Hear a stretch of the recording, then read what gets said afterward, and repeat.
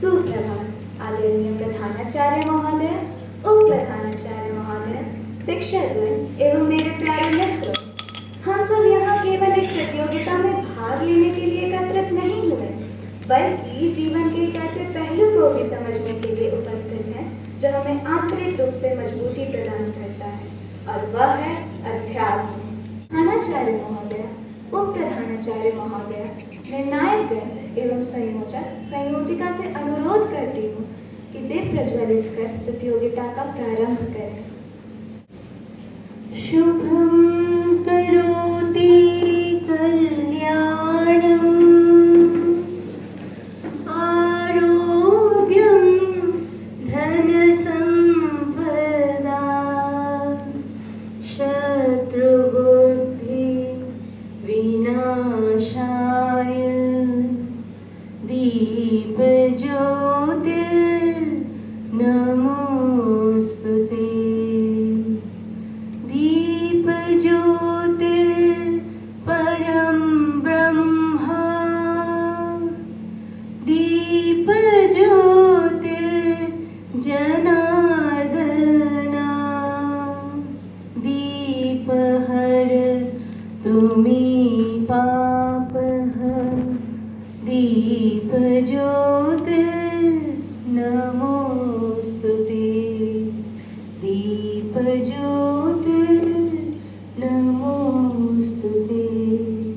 ना मंदिर में, ना मस्जिद में, ना किसी पहचान में अध्यात्म बसता है हर सच्चे और निर्मल इंसान में।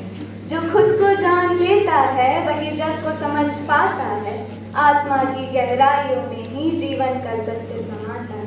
प्रतियोगिता को निष्पक्ष और मूल्यवान बनाने के लिए हमारे बीच उपस्थित हैं हमारे सम्माननीय निर्णायकगण, गणित विभाग की संयोजिका श्रीमती अपर्णा रॉय और विज्ञान विभाग की संयोजिका श्रीमती मोना मेंढीरत्ता। मैं हृदय से उनका स्वागत करती हूँ।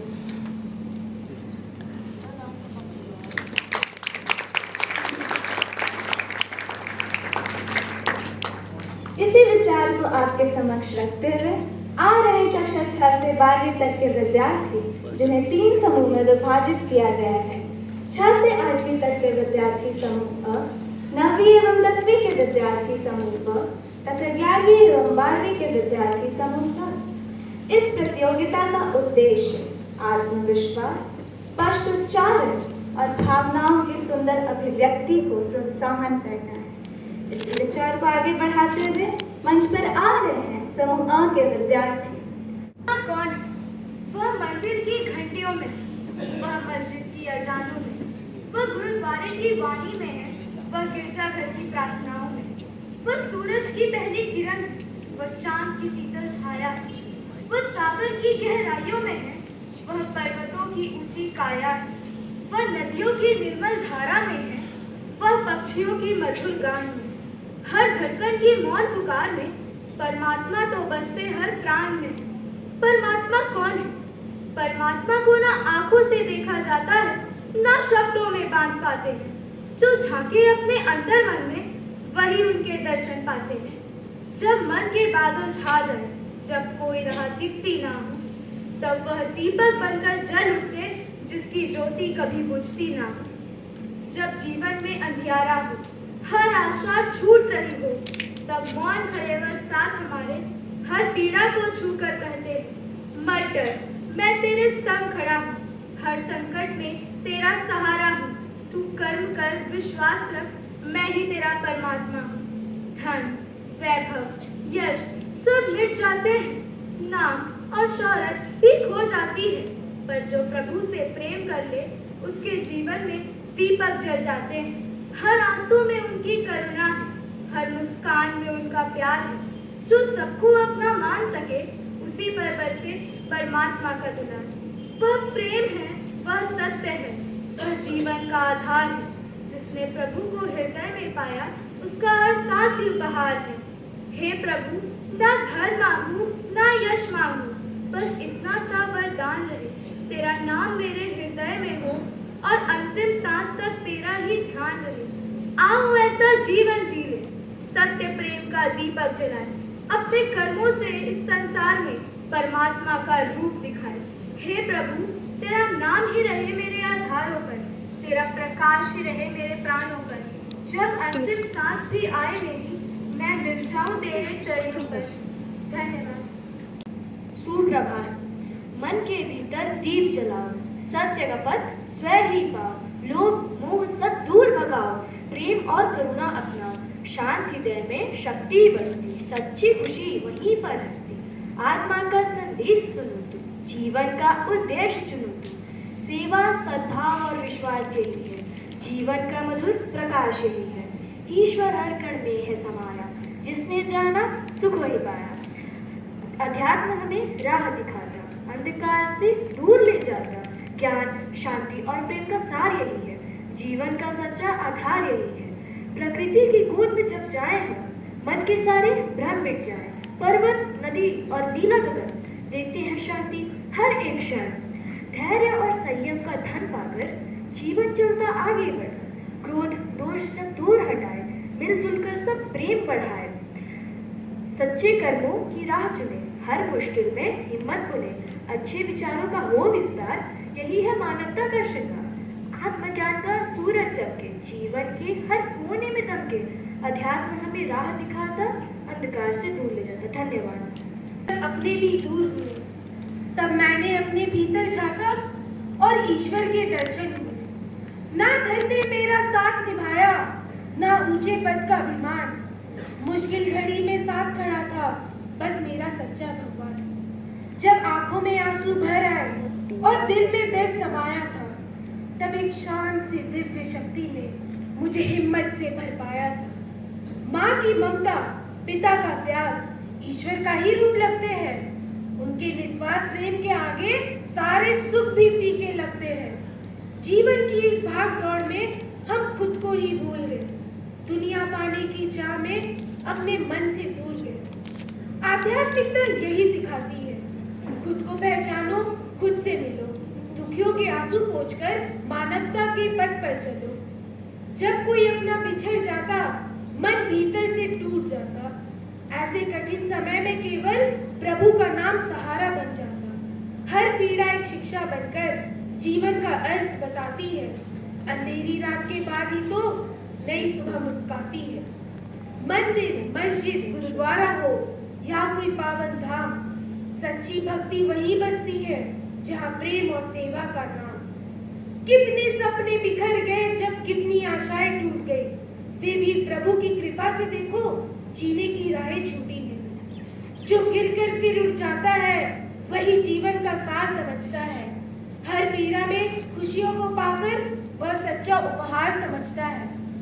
एक दिन कुछ ना रहेगा, ना धन रहेगा ना पहचान, साथ चलेंगे केवल कर्म और प्रभु का पावन नाम।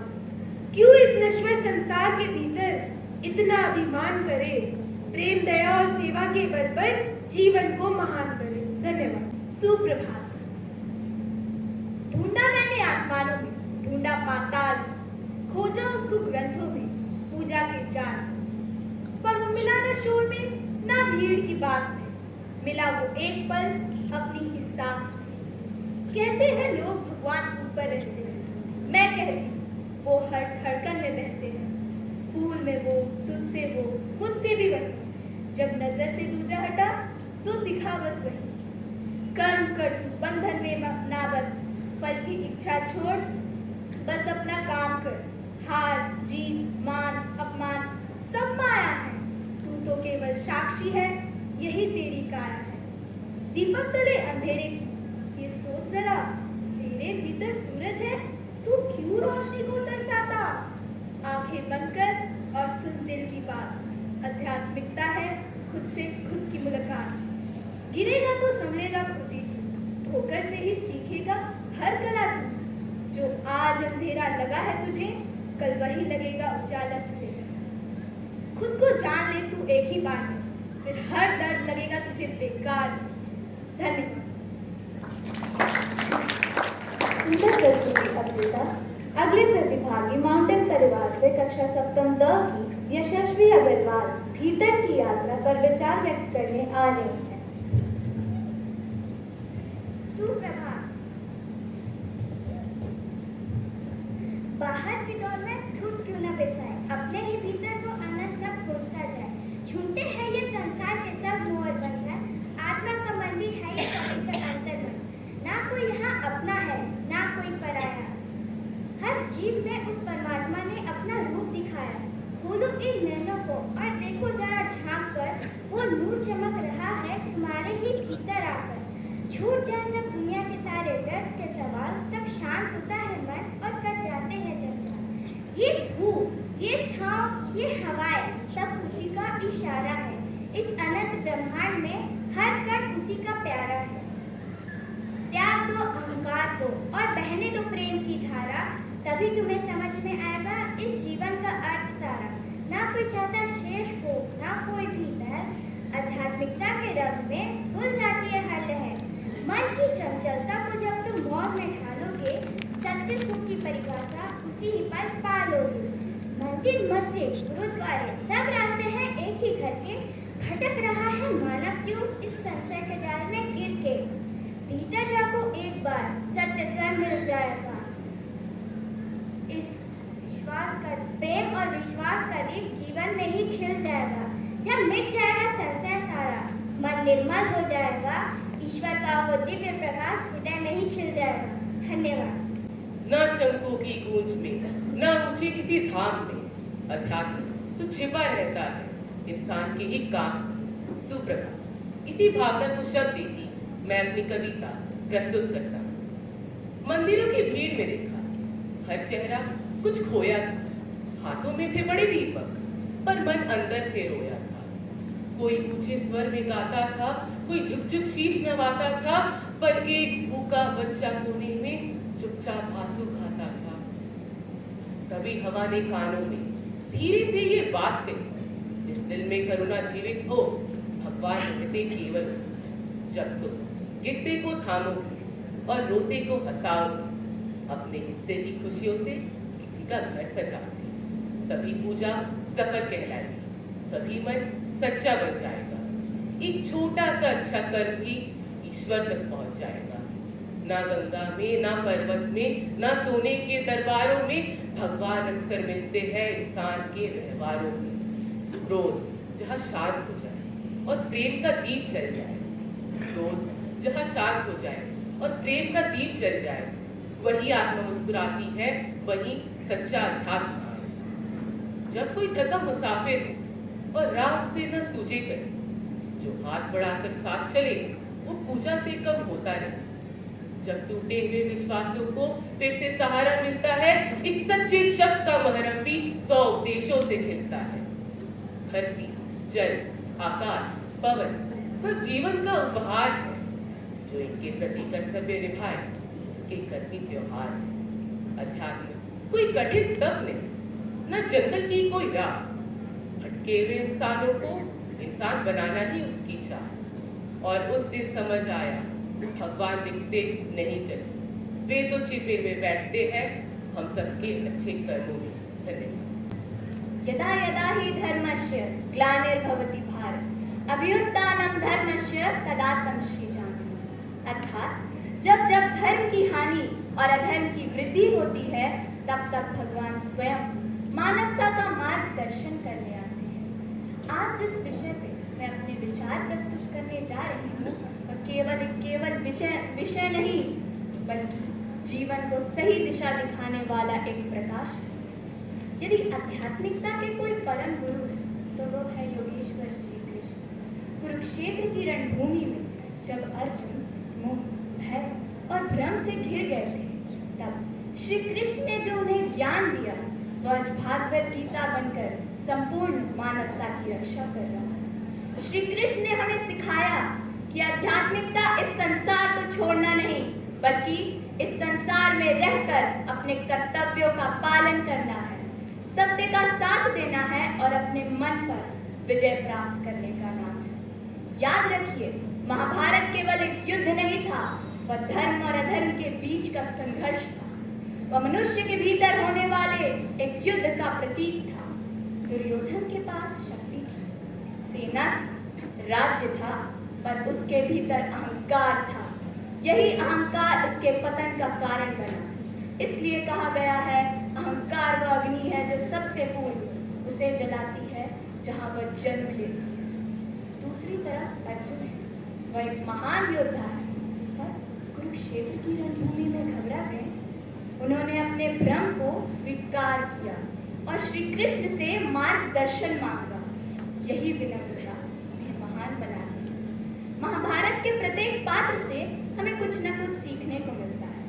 भीष्म हमें कर्तव्य निष्ठा का पालन करना सिखाते हैं, युधिष्ठिर हमें सत्य का मार्ग दिखाते हैं और कर्ण हमें दान, मानवता और मित्रता का मूल मंत्र बताते हैं। और श्री कृष्ण हमें बताते हैं, यदि धर्म और अधर्म के बीच चुनाव करना पड़े तो सदैव धर्म का साथ देना चाहिए।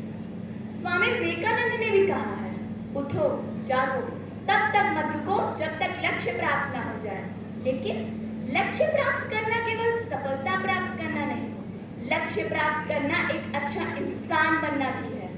आध्यात्मिकता की पहली सीढ़ी आत्मखोज है। हम बाहरी दुनिया को जानने में बहुत समय व्यतीत करते हैं, पर खुद को जानने का प्रयास कम करते हैं। महात्मा बुद्ध ने कहा है, हजारों युद्ध जीतने से बेहतर है स्वयं पर विजय प्राप्त करना। जो व्यक्ति स्वयं पर विजय प्राप्त कर लेता है वही एक वास्तविक विजेता कहलाता है।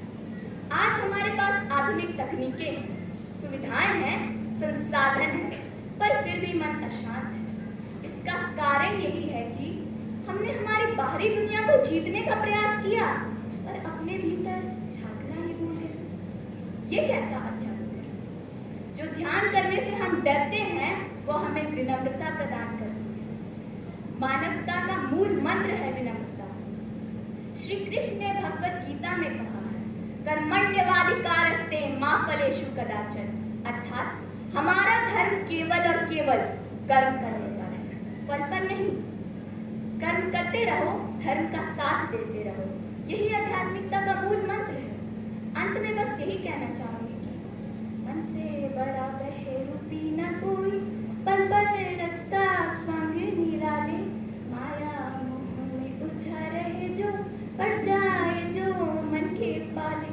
मन के बहकावे में ना, मन के बहकावे में ना, मन जाए भुलाए भ्रम में डाले। तू इस मन का दास न बन, इस मन को अपना दास बना ले। तू इस मन का दास न बन, इस मन को अपना दास बना ले। धन्यवाद। क्या नाम है ना? इसे सुनते ही आपके मन में पहला नाम क्या है? क्या नाम राम है? क्योंकि राम केवल एक नाम नहीं, भारत की आत्मा है, हमारी पहचान। वह प्रकाश है जो अंधकार में भी मार्ग दिखाता है। लेकिन जना राम को समझना आसान नहीं। किसी ने ठीक कहा है, राम राम तो कह लोगे लेकिन राम सा दुख भी सहना होगा। और पहली चुनौती ये होगी कि मर्यादा में रहना होगा। और मर्यादा में रहना कोई साधारण बात नहीं है।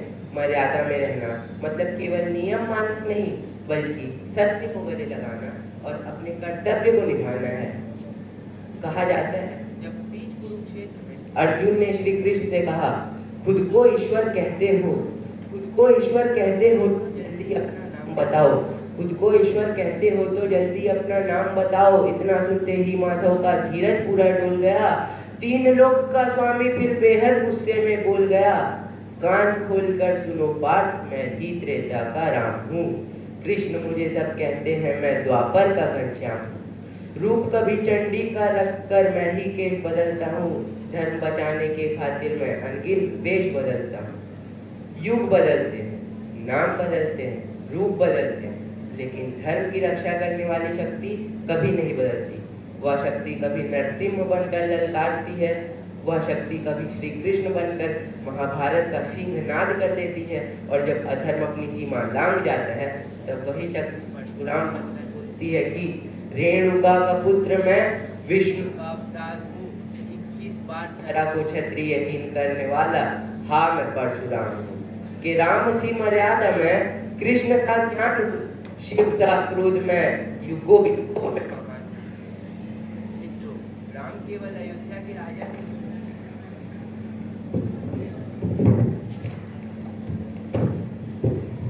मित्रों राम केवल अयोध्या के राजा नहीं, राम एक व्यक्ति नहीं, राम एक विचार है। धन्यवाद। सुप्रभात। आज मैं आप सभी को एक यात्रा पर ले जाना चाहती हूँ। वो यात्रा बाहरी नहीं, हमारे मन के भीतर की है।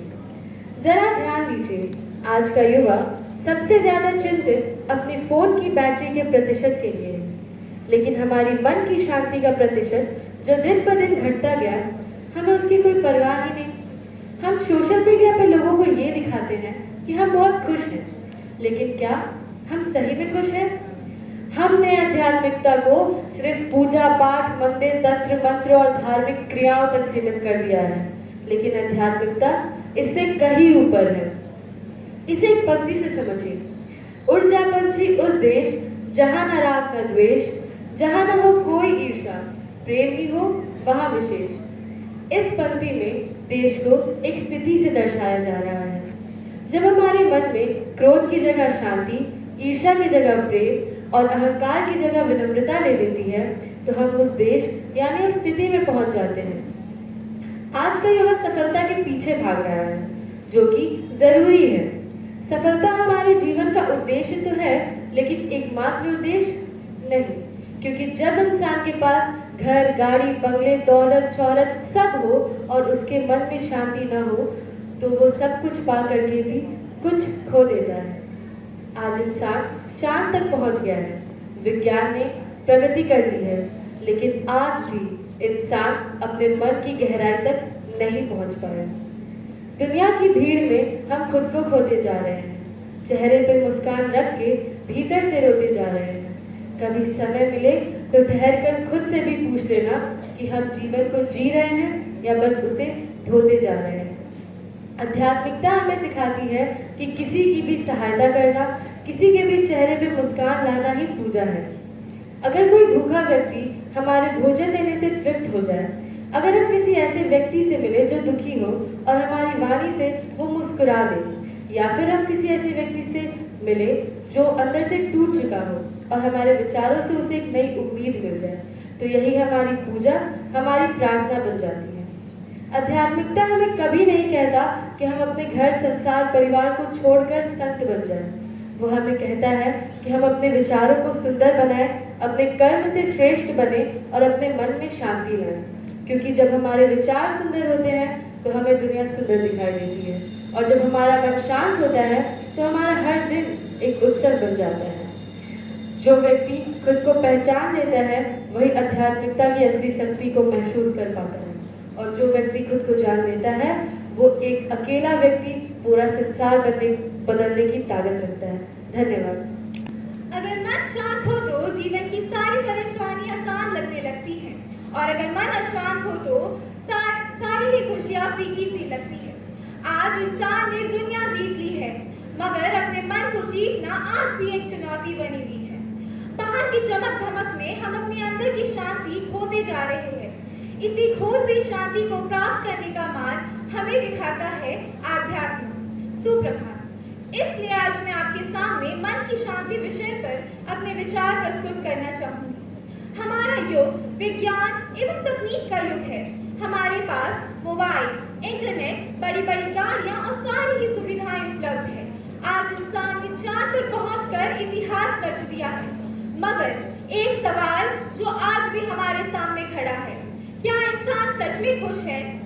शायद नहीं। आज हर व्यक्ति किसी न किसी तनाव, चिंता या डर से घिरा हुआ है। बच्चों पर पढ़ाई का दबाव है, बड़ों को काम की चिंता है, और कुछ लोग तो रिश्तों में भी शांति महसूस नहीं करते। लोग बाहर से मुस्कुराते तो हैं, पर वे अंदर से टूटे हुए होते हैं। ऐसे समय में अध्यात्म हमारे सामने आशा की किरण बनकर आता है।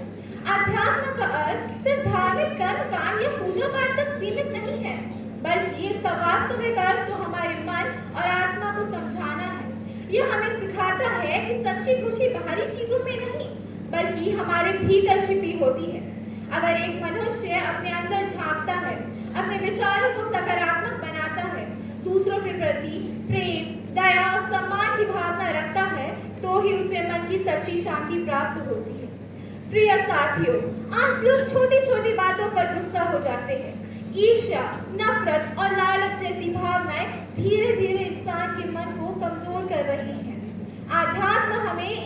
भावनाओं से दूर रहना सिखाता है। यह हमें धैर्य, सहनशीलता और आत्मविश्वास प्रदान करता है। ध्यान, योग, प्रार्थना यह मन को शांत करने के सबसे सरल और प्रभावी उपाय हैं।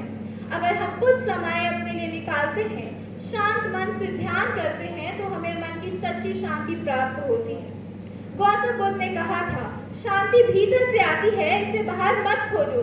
शांति भीतर से आती है, इसे बाहर मत खोजो। अंत में मैं अपनी वाणी इन पंक्तियों के साथ समाप्त करना चाहूंगी। अगर मन शांत हो तो हर परेशानी का हल मिल जाता है, और अगर आत्मा मजबूत हो तो हर कठिनाई आसान लगने लगती है। धन्यवाद। आत्म माही जो देव है, ताको चीन्हा नाही, बाहर ढूंढत फिरत है, काहे भटकत माही। यहाँ उपस्थित सभी को मेरा सुप्रभात। आज मैं आध्यात्म पर कोई घिसे पिटे व्याख्यान सुनाने या आपको स्वर्ग नरक का रास्ता दिखाने नहीं आई। आज मैं आपके आत्मा के बंद न्यायालय में आपके ही खिलाफ एक संगीन अभियोग दर्ज करने आई। बधाई हो साहब, हम ऐसे कलयुग के शहंशाह हैं जहां आध्यात्म का मतलब सिर्फ रील्स के हैशटैग, माथे के तिलक और चंदन के लेप तक सीमित रह गया है। हम सुबह उठकर घंटियां तो इस प्रकार बजाते हैं मानो हमारे भीतर बैठा वो प्रभु बहरा हो। किंतु मैं पूछती हूँ आपसे, अगर आज वो प्रभु आपके सामने आ जाए तो क्या वो आपके इस पाखंड को देखकर मुस्कुराएगा, या फिर आपके भीतर छिपी वासना, द्वेष और अहंकार को देखकर रो पड़ेगा? जो स्वयं पूर्ण है, जिसकी एक इशारे पर ब्रह्मांड की आकाश गंगाएं चलती है, उसे हमने सोने के मुकुट, 56 भोग और रुपयों के लिफाफों का लालच देकर अपनी तिजोरी का पहरेदार बना दिया है। अद्वैत वेदांत चीख कर कहता है, अहम ब्रह्मास्मि, यानी ईश्वर हर जीवित सांस में है। किंतु हम क्या करते हैं? हम तो हजारों रुपए के 56 भोग और क्विंटलों दूध एक निर्जीव पत्थर पर चढ़ाते हैं, जबकि विडंबना तो देखिए, ठीक उसी समय उसी भव्य मंदिर की आखिरी सीढ़ी पर एक बच्चा भूखा बिलख रहा है, दाने दाने की भीख मांग रहा है। मैं पूछती हूँ, हे इंसान, ये कैसा अध्यात्म है जहाँ साक्षात नारायण भूखा सो रहा है और निर्जीव पत्थर सोने के थाल से सजे हो? कस्तूरी कुंडल बसे, मृग ढूंढे बन माही, ऐसे घट घट राम है, दुनिया देखे नहीं। हमारे माता पिता के इस संसार से चले जाने के बाद तो हमारा श्रवण कुमार जैसे अचानक जाग जाता है। हम श्राद्ध करते हैं, पिंडदान करते हैं, पूजा पाठ करते हैं, बड़े बड़े भव्य भोज अनुष्ठान कराते हैं, लेकिन जब वही माता पिता जीवित हमारे सामने बैठे होते हैं तो हमें उनसे ठीक से 2 मिनट बात करने तक का समय नहीं होता। अरे जो जीवित माता पिता तुम्हारी एक आवाज सुनने को तरस गए, उनकी राख पर शुद्ध घी के दिए जलाने का यह नाटक किसे दिखा रहे हो? हे इंसान, कहाँ खो गया हमारा अध्यात्म, कहाँ मर गई हमारी चेतना? जब हम अपने माता पिता में ही उस प्रभु को ना पहचान सके तो उस निराकार परमेश्वर को क्या पहचानेंगे? और यदि आध्यात्म के नाम पर किए जाने वाले पाखंड का सबसे विभत्स रूप देखना हो तो जरा अपने ही घरों की तरफ दृष्टि डालिए। नवरात्रों में तो हम कन्याओं को देवी स्वरूप कहकर उनकी पूजा करते हैं, उनके चरण पखारते हैं, लेकिन जैसे ही त्योहार की वो विज्ञापन पत्रिकाएं फटती है, हमारे भीतर की बुराइयां भी बाहर आ जाती हैं। उसी चार दीवारी में उसी देवी के पंखों को कतर दिया जाता है, हमारी अपनी बहनों की, बेटियों की, स्त्रियों की आजादी छीन ली जाती है, उन्हें ठीक से सांस लेने तक की इजाजत नहीं होती। ये कैसा अध्यात्म है? जिंदा प्रभु की मूर्त का अपमान कर पत्थर को पूज रहे हो? हे इंसान, ये कैसा अध्यात्म है? ये कैसा अध्यात्म है? मेरे प्रिय साथियों, आज मंदिरों और मस्जिदों की संख्याएं तो बढ़ती जा रही हैं, किंतु आध्यात्मिकता का मूल, जो कि कण कण में, हर जीव में उस ईश्वर को देखना है, उसका तो वजूद ही खत्म होता जा रहा है। ढोंग की बस्ती में खोए हुआ इंसान, जरा अपनी आंखें खोल। जब भीतर का वो राम हिसाब मांगेगा, तब क्या होगा तेरी इस भक्ति का मोल? समय रहते अपने भीतर सो रहे मनुष्य को जगा लीजिए, इससे पहले कि इस नश्वर शरीर की सांसें बंद हो जाएं और संसार आपको एक पाखंडी कहकर विदा करे। कण कण में, हर जीव में उस प्रभु को महसूस कीजिए। यही सच्चा आध्यात्म है। धन्यवाद। आध्यात्मिकता अपनाएं, जीवन को सफल और सुखमय बनाए। आध्यात्मिकता मनुष्य के जीवन का वह मार्ग है जो उसे आत्मज्ञान, शांति और सच्चे सुख की ओर ले जाता है। यह केवल पूजा पाठ तक सीमित नहीं है, बल्कि अच्छे विचार, सदाचार, करुणा, प्रेम और सत्य के मार्ग पर चलने की प्रेरणा भी देती है। आध्यात्मिक व्यक्ति स्वयं के साथ साथ समाज के कल्याण का भी विचार करते हैं। आज के इस व्यस्त और तनावपूर्ण जीवन में आध्यात्मिकता का महत्व पहले से अधिक बढ़ गया है। यह मन को शांत रखता है, नकारात्मक विचारों को दूर करता है तथा आत्मविश्वास बढ़ाता है। ध्यान, योग, प्रार्थना और सत्संग जैसे माध्यमों से व्यक्ति अपने मन और आत्मा को शुद्ध कर सकता है। आध्यात्मिकता हमें ईमानदारी, धैर्य, क्षमा और सेवा जैसे गुण अपनाने की प्रेरणा भी देती है। आध्यात्मिक जीवन अपनाने वाला व्यक्ति कठिन परिस्थितियों में भी कभी धैर्य नहीं खोता। वह दूसरों के प्रति प्रेम और सम्मान का भाव रखता है तथा समाज में सद्भाव और शांति स्थापित करने में योगदान देता है। अतः आध्यात्मिकता मानव जीवन की अमूल्य धरोहर है। यह हमें मानसिक शांति, सच्चा सुख और जीवन का सही उद्देश्य प्रदान करती है। अंततः मैं बस इतना कहना चाहता हूँ कि प्रत्येक व्यक्ति को अपने जीवन में आध्यात्मिक मूल्यों को अपनाकर स्वयं तथा समाज के उज्जवल भविष्य के निर्माण में योगदान देना चाहिए। धन्यवाद। मजहब नहीं सिखाता आपस में बैर रखना। भारतवासी है हम, हिंदुस्तान है हमारा। अनेकता में एकता है हमारी पहचान। प्रेम, सद्भाव और भाईचारा है हमारा शान। मंच पर उपस्थित आदरणीय निरायक मंडल, गुरुजन और मेरे प्यारे दोस्तों, आप सभी को मेरा सादर प्रणाम। साथियों, जैसे एक बगीचे में अलग अलग रंग के फूल मिलकर उसे सुंदर बनाते हैं, ठीक वैसे ही अलग अलग धर्मों के लोग मिलकर हमारे भारत देश को सुंदर बनाते हैं। चाहे मंदिर हो, मस्जिद हो, गुरुद्वारा हो या चर्च, सबका रास्ता अलग हो सकता है, लेकिन सबका संदेश तो एक ही है, प्रेम और भाईचारा। कोई भी धर्म हमें नफरत करना नहीं सिखाता। हर धर्म हमें एक अच्छा इंसान बनने का संदेश देता है। अलग अलग धर्म, अलग अलग पहचान, प्रेम, सद्भाव और भाईचारा है हमारा शान। आज के समय में हमें यह समझना होगा कि प्रत्येक धर्म का सम्मान करना ही हमारी संस्कृति का मूल मंत्र है। जब हम हर धर्म के त्योहारों और उनकी भावनाओं का आदर करेंगे, तभी हमें भी बदले में सम्मान मिलेगा। सच्चा भारतीय वही है जो हर धर्म को गले लगाता है। अंत में मैं बस इतना ही कहूँगी कि ईश्वर ने हम सबको पहले एक इंसान बनाया है, इसलिए आइए हम सब मिलकर हर धर्म का दिल से सम्मान करें और देश में शांति स्थापित करें। घृणा को छोड़ो, प्रेम की भाषा बोलो, हर मजहब का सम्मान करो, दिल के दरवाजे खोलो। जय हिंद, धन्यवाद। कहा जाता है कि संसार को जीतना बहुत ही कठिन है, लेकिन उससे भी कठिन है स्वयं को जीतना।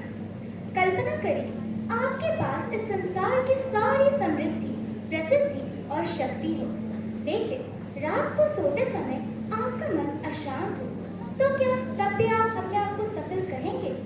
आज मानव ने चांद पर कदम रख लिया है, कृत्रिम बुद्धिमा बना ली है, समुद्र की गहराइयों को नाप लिया है, लेकिन एक प्रश्न अब भी अनुत्तरित है, क्या उसने स्वयं को जान लिया है? यही से आध्यात्मिकता की शुरुआत होती है। आध्यात्मिकता किसी मंदिर, मस्जिद या किसी धर्म तक सीमित नहीं है। यह अपने भीतर की यात्रा है।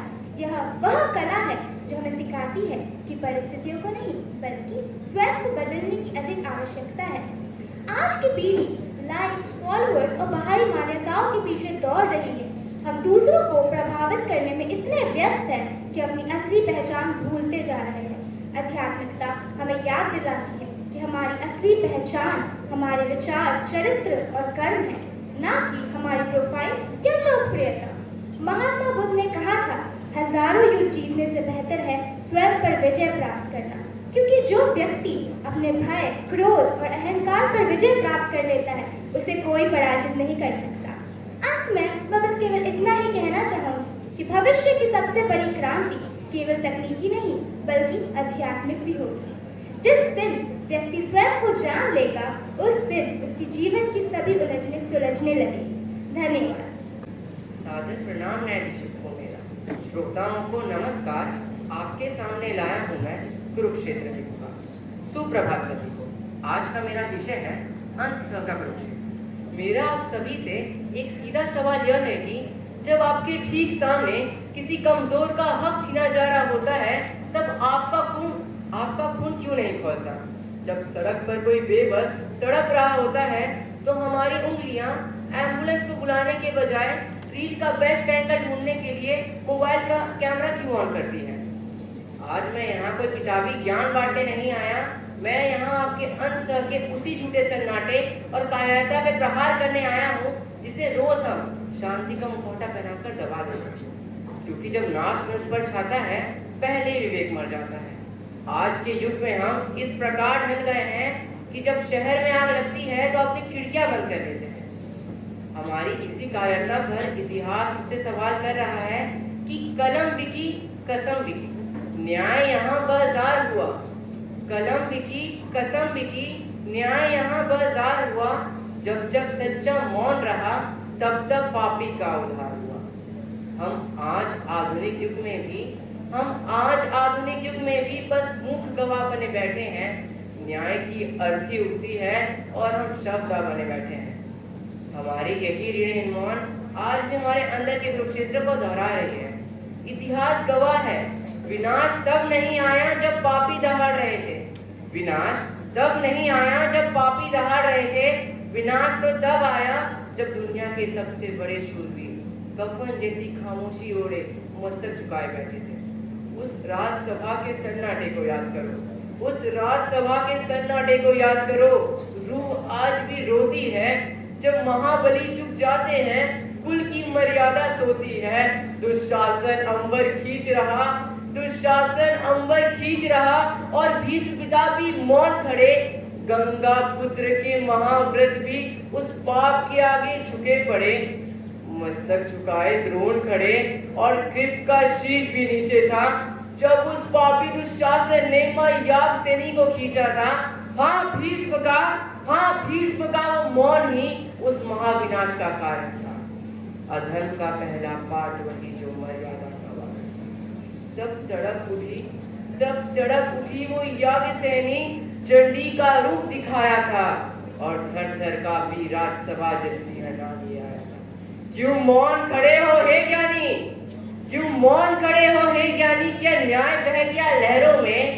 यदि लाज न रक्षित नारी की तो आग लगे इन महलों में। यह मौन नहीं है धर्म आपका, यह मौन नहीं है धर्म आपका। भारत का भाग्य मिटाता है जो देख अधर्म को चुप सह ले, जो देख अधर्म को चुप सह ले, वह भी पापी कहलाता है। जब देश के ज्ञानी और समझदार लोग अपनी सुख सुविधाओं के लिए मौन व्रत धारण कर लेते हैं, तो समझ जाइए अंत के कुरुक्षेत्र में अधर्म की जीत तय है। मौन अगर वरदान है तो फिर यह विनाश क्यों लाता है? जो सच कहने से डरे हमेशा, वो जिंदा लाश कहलाता है। उठो कि अब इस खामोशी का पाखंड बदलना होगा। कायरता के साए से अब बाहर निकलना होगा। जहां न्याय का सूरज ढल जाए, वहां अमावस काली होती है, पर जो सच कहने से डरे हमेशा, उसकी हर सांस खाली होती है। मत कहो कि तुम लाचार यहाँ, मत कहो कि तुम लाचार यहाँ, मत कहो कि गांडी छूटा है। जब जब जमीर जागा है यहाँ, तब तब हर जुल्म का तक टूटा है। तो कान खोल कर सुन लीजिए,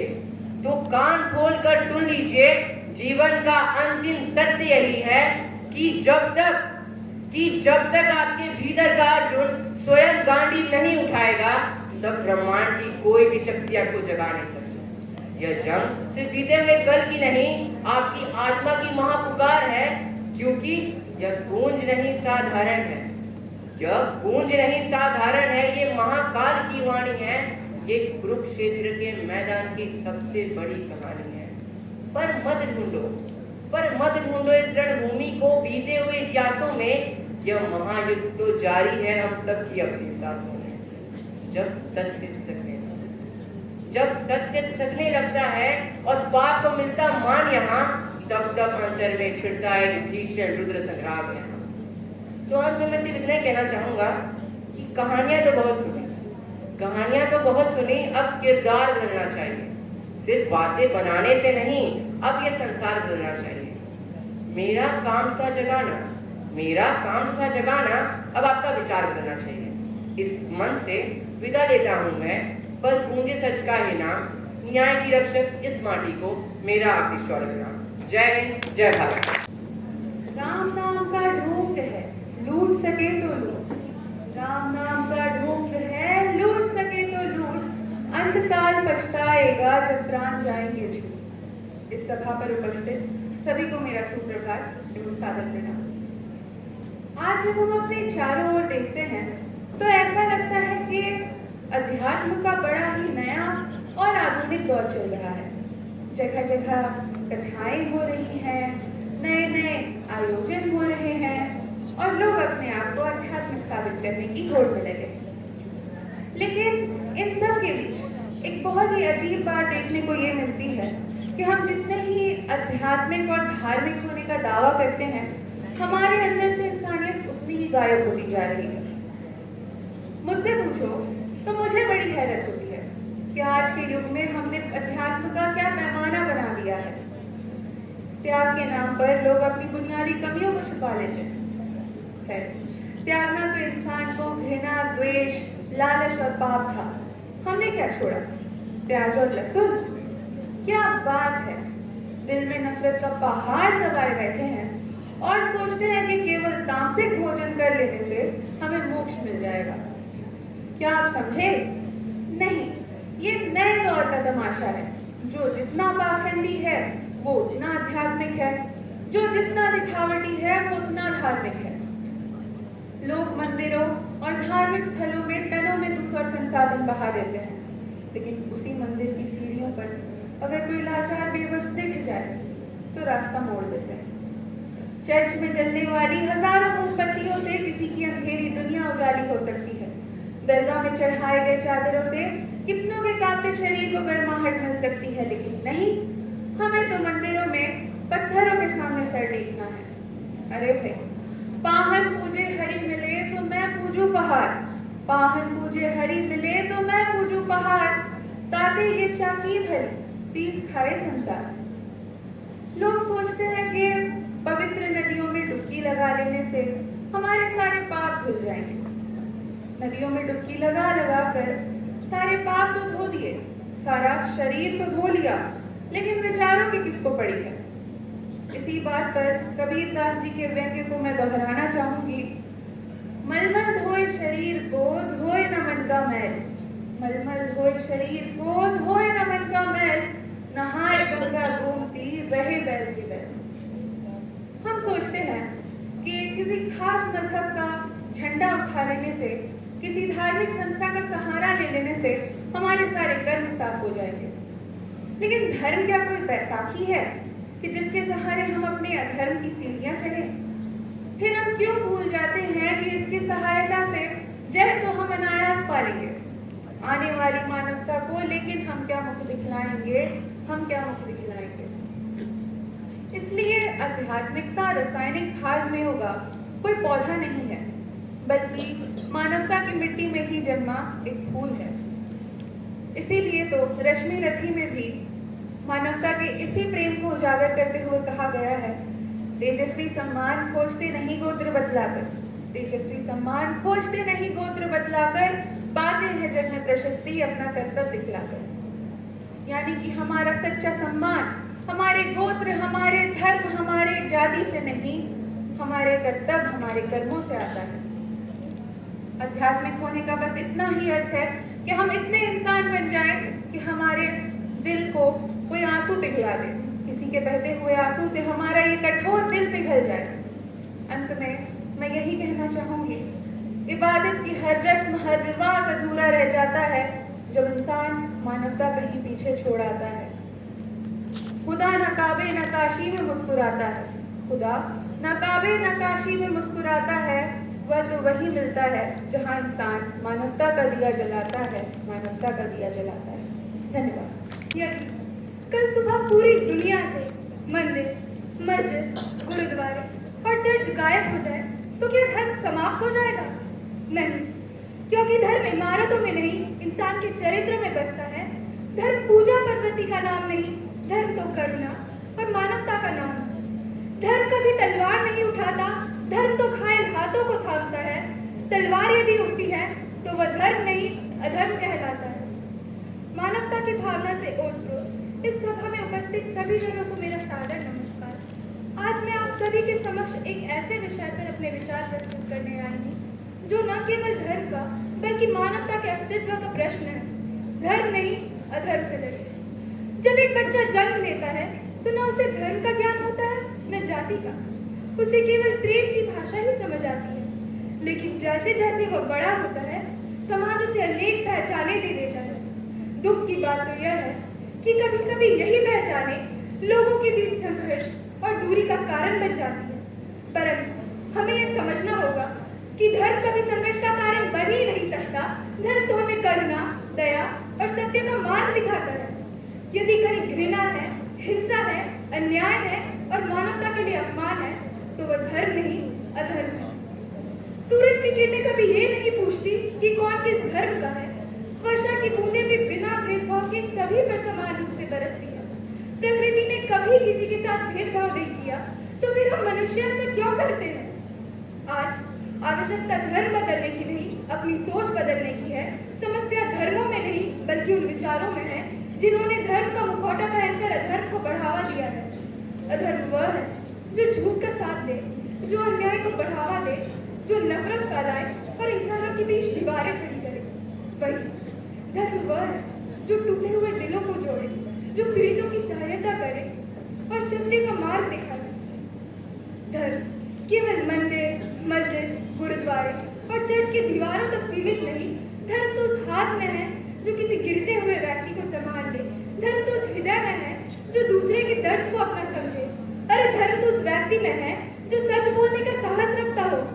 प्रिय साथियों, आज की युवा पीढ़ी होने के नाते यह हमारी जिम्मेदारी है कि हम धर्मों के बीच दीवारें नहीं बल्कि दिलों के बीच पुल बनाएं। हमें लोगों को उनके नाम, पहनावे या पूजा पद्धति से नहीं बल्कि उनके कर्मों से पहचानना चाहिए।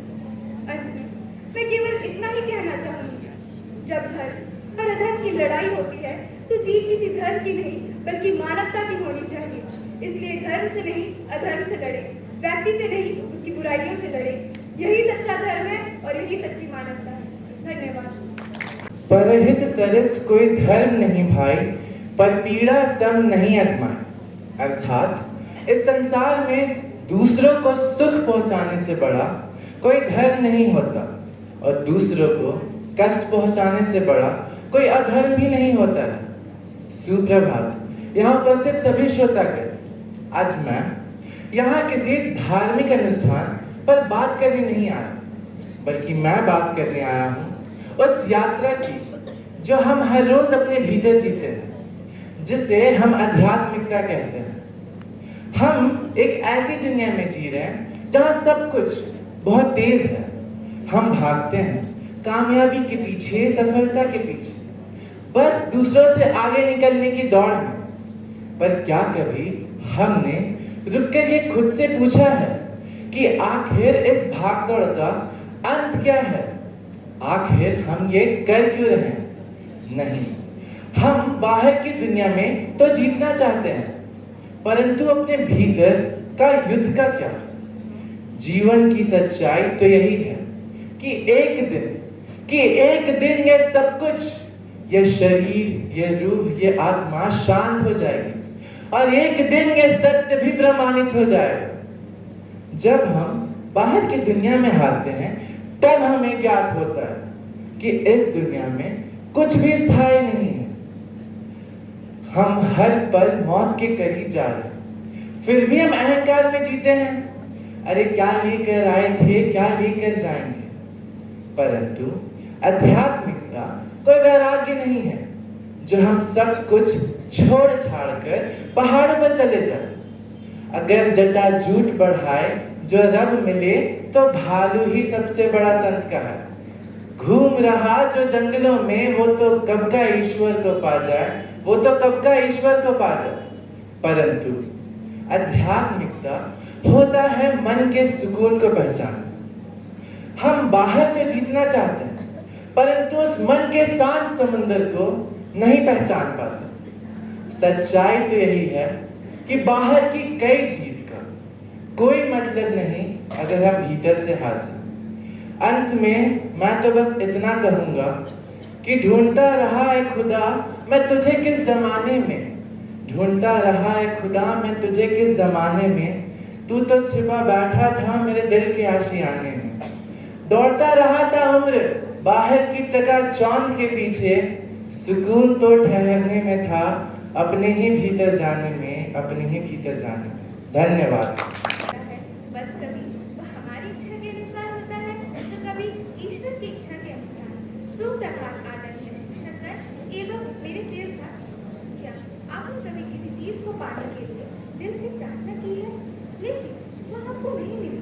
उस समय हमें लगता है कि भगवान ने हमारी बात ही नहीं सुनी। हम निराश हो जाते और सोचते हमारे साथ में ऐसा क्यों हुआ? लेकिन जीवन हमें एक गहरा सत्य सिखाता है, शायद मुझे मिला जीवन का सबसे बड़ा आशीर्वाद। आध्यात्मिकता हमें सिखाती है ईश्वर हमेशा हमारी इच्छा पूरी नहीं करते बल्कि हमारे लिए जो सबसे अच्छा होता है वही देते हैं। कई बार जीवन में कुछ दरवाजे बंद हो जाते हैं, हम उन्हें अपनी हार समझते हैं, लेकिन समय बीतने पर हमें एहसास होता है वही बंद दरवाजे हमें किसी गलत रास्ते पर जाने से बचा रखते हैं। कभी कभी जीवन हमें वहाँ ले जाता है जहाँ हम जाना नहीं चाहते, ताकि हम वहाँ पहुँच सके जहाँ हमें होना चाहिए। एक बीज को जो मिट्टी में दबाया जाता है उसे लगता है उसका जीवन ही समाप्त हो गया, लेकिन वास्तव में वहीं से उसके विशाल वृक्ष बनने की शुरुआत होती है। उसी प्रकार जीवन की असफलताएं, प्रतीक्षा और निराशा भी अंत नहीं होती बल्कि हमें बेहतर भविष्य के लिए तैयार कर रही होती है। इसलिए जब जीवन आपकी इच्छा के अनुसार ना चले निराश मत होइए, विश्वास रखिए कि ईश्वर आपकी कहानी का वह अध्याय भी लिख रहे हैं जिसे आप अभी देख ही नहीं पा रहे। अंत में मैं बस इतना ही कहना चाहूंगी, कभी कभी जीवन में जो नहीं मिला उसके लिए भी ईश्वर का धन्यवाद करना चाहिए, क्योंकि हो सकता है वही अधूरी इच्छा हमारे जीवन का सबसे बड़ा आशीर्वाद बन जाए। जीवन में सब कुछ कारण से नहीं होता, लेकिन हर घटना हमें कुछ सिखाने जरूर आती है। प्रार्थना होठों से नहीं विश्वास से की जाती है, प्रार्थना होठों से नहीं विश्वास से की जाती है, जिंदगी शिकायत से नहीं स्वीकार से की जाती है। जो इंसान हर परिस्थिति में मुस्कुराना सीख ले उसके लिए हर ठोकर ईश्वर की सीख बन जाए। धन्यवाद। सा शिक्षा या विमुक्त अर्थात सच्ची शिक्षा वही है जो हमें मानसिक बंधनों और तनावों से मुक्त करे। सुप्रभात। अक्सर जब हम आध्यात्मिकता शब्द सुनते हैं तो हमें लगता है कि यह सन्यासियों या केवल बुजुर्गों के लिए है, परंतु साथियों आध्यात्मिकता का अर्थ दुनिया को छोड़कर जंगलों में जाना नहीं है, बल्कि उसका वास्तविक अर्थ खुद को अंदर से जानना और समझना है। यह मन की शांति और विचारों की स्पष्टता का विज्ञान है। आज का विद्यार्थी भारी तनाव, कलाकार प्रतियोगिता और सोशल मीडिया के भटकाव के बीच जी रहा है। हम किताबें तो पढ़ रहे हैं परंतु हमारा मन शांत नहीं है। ऐसे में आध्यात्मिकता हमारे एक ढाल और मार्गदर्शक का काम करती है। वह हमें सिखाती है कि शिक्षा का उद्देश्य केवल अच्छे अंक लाना या अच्छी नौकरी पाना नहीं है, बल्कि एक संतुलित और चरित्रवान इंसान बनना है।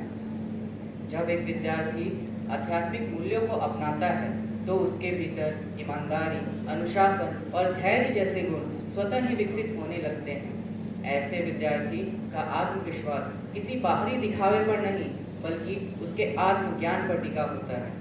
वह असफलता से निराश होकर टूटता नहीं बल्कि उसे एक सीख की तरह स्वीकार करता है। अपनी बात को समाप्त करते हुए मैं स्वामी विवेकानंद जी के उन शब्दों को याद करना चाहूँगा। ब्रह्मांड की सारी शक्तियाँ पहले से ही हमारी है। ब्रह्मांड की सारी शक्तियाँ पहले से ही हमारी है।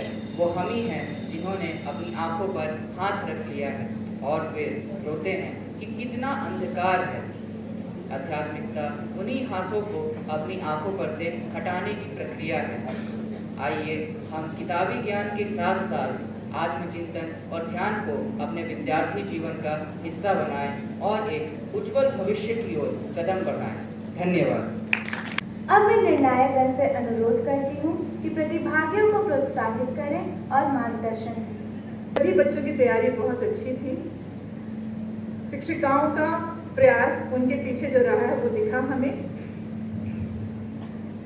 किसी न किसी को जीतना है, किसी न किसी को हारना है। तो ये हार नहीं है, ये एक स्टेप है, एक नेक्स्ट लेवल में और अच्छे से हम तैयारी करें कि जो हमारे त्रुटियां रही या कहीं कुछ कमियां रही उसको हम नेक्स्ट अगली बार जब तैयारी करके आएंगे तो उसको और सुधार करके लाएं। धन्यवाद। आज इस उपलक्ष्य में जो हिंदी वाचन प्रतियोगिता का आयोजन किया गया है, ये सच में सराहनीय है और इसके पीछे शिक्षिकाओं शिक्षकगण का इतना प्रयास रहा, इतना परिश्रम, वो आज बच्चों को प्रस्तुति में पूर्ण झलक मिला है। हमें सभी को बहुत बहुत धन्यवाद। और हमारे लिए किसी जगह में, आई थिंक मोना मैम भी इसमें सहमत होगी, बहुत बड़ा टफ सिचुएशन था कि किसको कहाँ पर किस नज़र में कहाँ पर थोड़ी सी चूक होगी तो ही एक नंबर ऐसे कटा होगा, नहीं तो सच में ये बहुत अच्छा था। धन्यवाद सभी को। धन्यवाद मैम। अंततः मैं यहाँ उपस्थित प्राचार्य महोदय, शिक्षकगण, छात्र छात्राओं और तकनीकी टीम का धन्यवाद करती हूँ जिनके सहयोग से यह कार्यक्रम सफल हुआ। धन्यवाद।